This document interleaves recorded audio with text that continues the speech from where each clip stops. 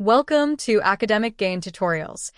In this video, we will look into the differences between contribution margin and gross margin.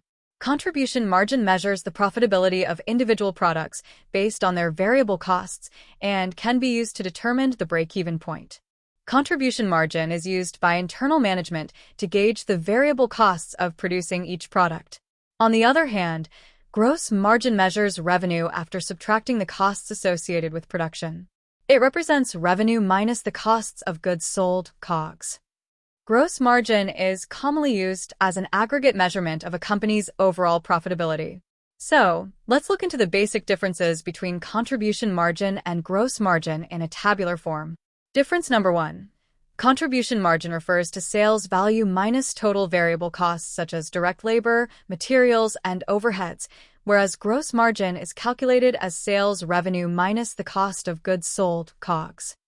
Number 2. Contribution margin is calculated using the formula sales minus variable costs divided by sales, whereas gross margin is calculated using revenue minus cost of goods sold divided by revenue. Number 3. Contribution margin considers only variable costs in its computation, whereas gross margin includes both direct fixed and variable costs involved in production. Number 4. Contribution margin is used to analyze the profitability of individual products, whereas gross margin is useful for assessing the overall profitability of production operations. Number 5. Contribution margin assists with pricing decisions, break-even analysis, and operational planning, whereas gross margin supports strategic financial decisions and profitability forecasting. Number 6. Contribution margin excludes fixed costs entirely from its calculation, whereas gross margin may reflect certain fixed production costs as part of COGS. Number 7. Contribution margin focuses on unit-level or per-product profitability, whereas gross margin provides a broader picture of how efficiently the entire production process is managed. Number 8. Contribution margin is typically used for internal managerial analysis and rarely appears in published financial statements, whereas gross margin is a standard financial metric shown on the income statement. Number 9.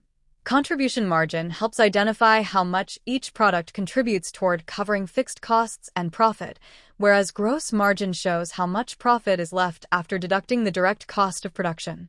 Number 10.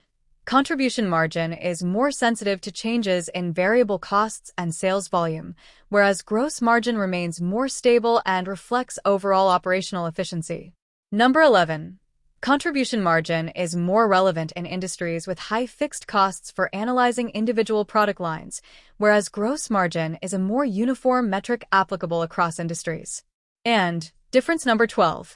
Contribution margin is essential for break-even and cost-volume profit (CVP) analysis, whereas gross margin is not typically used in such analyses. So, these are the differences between contribution margin and gross margin. If this lecture was helpful, give it a thumbs up and subscribe to the channel. Thank you.